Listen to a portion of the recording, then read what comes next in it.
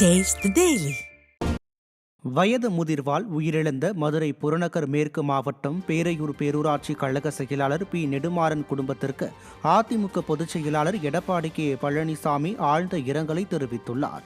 இதுகுறித்து அவர் வெளியிட்டுள்ள அறிக்கையில், மதுரை புறநகர் மேற்கு மாவட்டம் பேரையூர் பேரூராட்சி கழக செயலாளர் பி நெடுமாறன் வயது முதிர்வால் காலமானார் என்ற செய்தி கேட்டு மிகுந்த வருத்தமுற்றேன் என அவர் குறிப்பிட்டுள்ளார்.